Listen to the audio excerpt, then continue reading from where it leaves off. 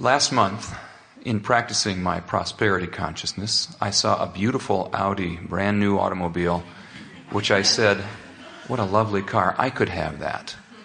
Immediately following that thought, though, was the thought that I love the car I have, and I really don't want a different car.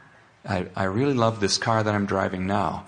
I've just made a repair to it, which I enjoy doing, invested more money in it, and it serves me well. And within a couple of days, I had a horrible accident which destroyed my car. And I'm bewildered by that because I know I did not dislike my car. I wanted to get rid of my car. And I'm not sure whether those are connected and how I attracted the loss of my beloved car. Everything is connected. Everything is connected. So you never have an experience that is apart from the way you really feel.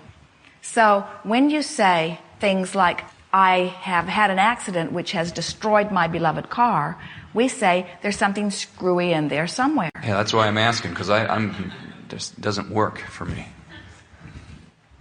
Do you believe that you are so practical-minded that you don't allow yourself what you really want unless you can justify it through some... I'm afraid I'm guilty of that, yes.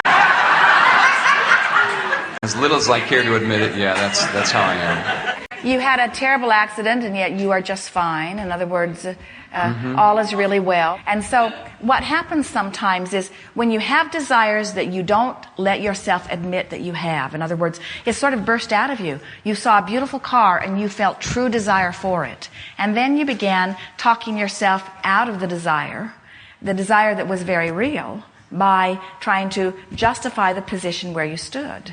And we would say that the desire must have been strong enough, that it got enough energy going, that there was a strong collision between the energies. And this is a wonderful thing, because this is what we're talking about here. In part, we have done this to some of our students of deliberate creation.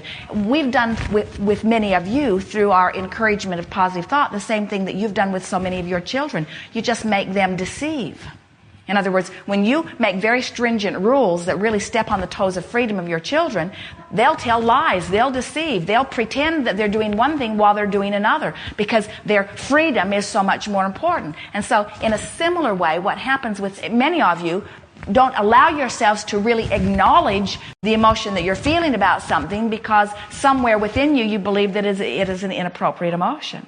I'm very aware of how, instead of being content with a small step in a better direction, I have wanted to take the quantum leap very frequently. Well, we think that the vibration that we had sort of touched or tapped into with you is something that a lot of people feel, and that is there's not a wholehearted willingness to believe that you are really deserving of all of the wonderful things that you're really deserving of. Mm-hmm. And so there is still this thing that makes you hold back. And you will let the good come when it has met your qualifications for justification, but not until. And so as long as you have a car that is pleasing you, and as long as you're able to repair it, and as long as you're able to keep yourself in balance, then why be so bold or so blatant or so greedy as to allow yourself to want beyond that? But once it has been destroyed, well then okay.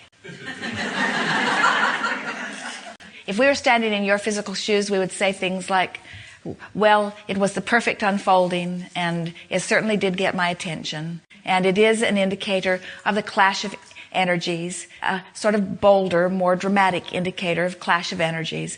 And I know what that's all about. And I'm going to start being more honest with myself about how I really feel. I'm going to stop trying to cover up how I feel with words and action, and acknowledge how I feel, and then shift how I feel. What's happening with so many of you is you feel a way that you believe you shouldn't feel, as others have looked at you and indicated to you that you shouldn't feel that way. And you get so mixed up. It's really a difficult thing. As Jerry and Esther were visiting with this wonderful man, he works on these motor coaches. And so he has seen people who can afford the finer things flow through his experience. And then he goes to Haiti and sees how those people are living, and it is causing this extreme sort of clash within him, and he's making comments that lets Esther understand that he feels uncomfortable with the waste that people are spending.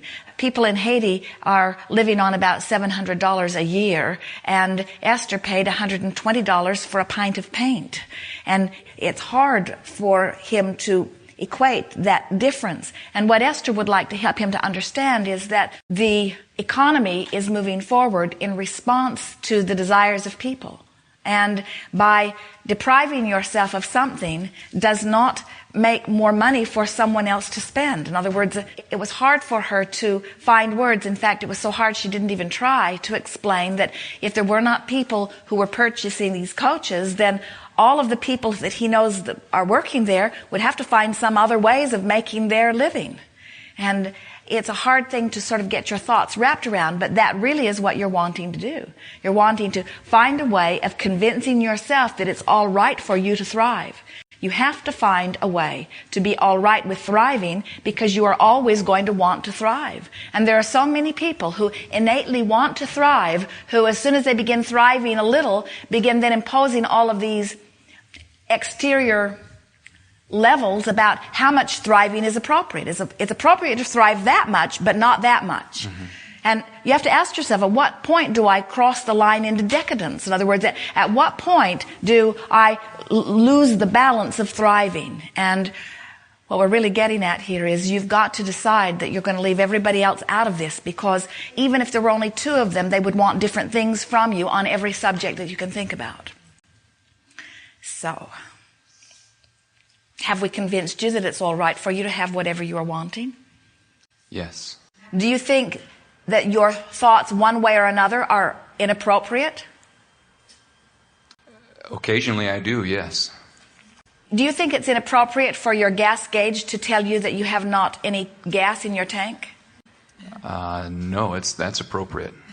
So why is it inappropriate for you to feel negative emotion? In other words, why would any thought be deemed inappropriate? Good question.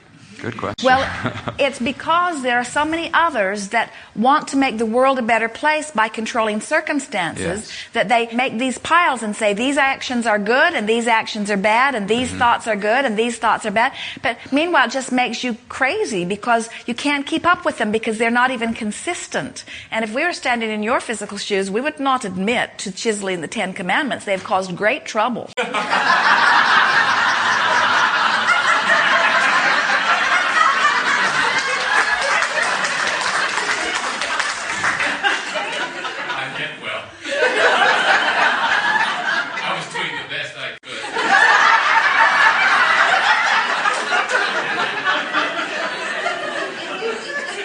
We want you to get realer about how you feel and then continue to beat the drum of wanting to feel better so that you move yourself into better feeling places with your thoughts and your emotions, rather than holding yourself in vibrations that you don't really acknowledge that you're holding and then having to have a manifestation or in order to acknowledge them.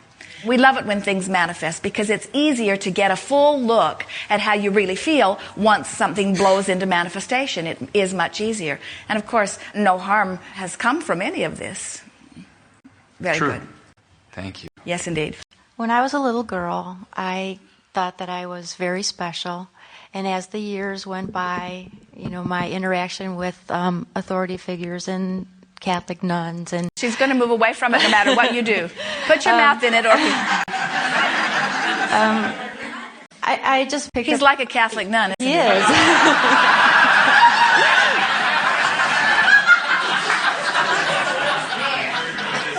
So along the years, I picked up a lot of bad thinking habits, that I wasn't good enough and I wasn't enough. And since meeting Abraham, I realized that I am, like everyone else, the center of my universe. And, I realize that I have a place here and I'm always at the right place. But I find that it's very easy for those little voices to come back to me and say, you are not enough. Well, when they come, how do they feel? What's the feeling that accompanies them? Well, usually I feel uncertain, or I am admiring someone else, and I'll have the little voice say, well, you could never do that. You could never be that good of a speaker, or you could never be that way. And I say the things like, Alice, you're in the right place. The things that you've taught me, that, everything's fine. But I cannot exercise that little voice. And I need a tool to make it go away. Well, we've been giving it to you here today. And the tool is acknowledging how you feel and then deliberately trying to feel a more breathing space about it. In other words, do you think that the Catholic nuns were deliberately trying to teach you that you were ineffective? Do you think that was their message to you? I think that they were just mean. And they were... And I think that they didn't realize that the repercussions that their words would say on some little girl a long time ago. All right, so now stay there for a moment, because that statement that you made, we believe that you feel that, and we feel that too. And as you feel that, can you feel that you are freer in that thought than the earlier thought that you gave us? In other words, you said to us just a little bit ago that I feel incapable and I feel not good enough. And then, as we ask you to identify that feeling, you told us the feeling that you've actually come to, which is a bridged feeling. In other words, you used to feel that way a lot, that you weren't enough. But you've bridged that into this sort of anger at the nuns. Yeah. And what we want to say to you is that's an improved feeling. You're not wanting to get stuck there. And enough people have said, well, you shouldn't display your anger, and you feel really guilty about being angry with a nun anyway. In other words, there are people that it's easier to be angry with than others, and nuns, as a usual rule, are not a good target for your anger. But for all kinds of other reasons. But what we want to say to you is, you have found a better vibration. And so if we were standing in your physical shoes, we would begin saying, wait a minute, I don't still feel that way. I don't still feel like I'm not good enough. I feel like they shouldn't have made me feel that I'm not good enough, because I am good enough. And then maintain that vibration for a little while. Take your gain. Pat yourself on the back. Acknowledge that this is an improved thought and feeling. And then start there. Don't keep starting back over there. Now, a lot of people want to keep starting back over there. We said this earlier, and we're going to say it again because it's so good for you to get this. So here you are, feeling not exactly where you want to be for whatever reason. And then it's just easier to go blame the nuns than it is to say, wait a minute, I blame them, I'm way over that. I'm mad at them. I'm not still suffering from the insecurity that they gave to me. I'm past that. I'm more empowered than that. I'm angry at them. Don't keep stepping back into that place that you've clearly moved out of. But now try to reach for something that you have access to that feels a little better than that. What might it be? What feels better than being angry at the nuns? They're long gone. Yeah. They really don't have any power of influence. And I do have more power than I've been giving myself credit. And actually, scapegoating into them has been serving me rather well for quite a while. So what is it that you want? So as you listen to her, does she feel like she's in despair relative to this? Not at all. Does she feel like she's still in strong anger or blame about it? Does she feel like she wants more empowerment than she has discovered? But it's a lighter vibration, isn't it? And so it's going to be easy for you to go from this just wanting more sense of empowerment. So speak about what you want, and let's see if we can get you closer there. Well, I don't want those little things to pop into my head. You see, we want you to not care. That's like saying, I do not want my gas gauge to ever read empty, because it's just embarrassing that I need gas. It's just embarrassing. So what if it pops in? You're going to see all kinds of things in this world that you don't want to embrace. Some of them from your own past, some of them from other people's past, some of them from your present, some of them from other people's present. There's all kinds of things that you don't want to fixate on. So when they come, no big deal. Just choose something that feels a little better. Choose something that feels a little better. Does it feel better to you to say, things keep popping up that I have no control about?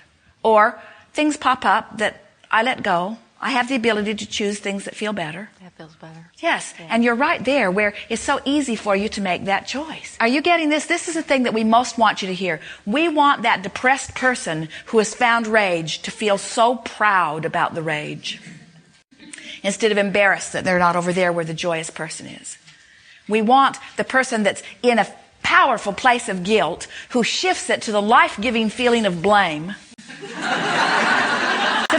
to feel proud of the improvement in the vibration.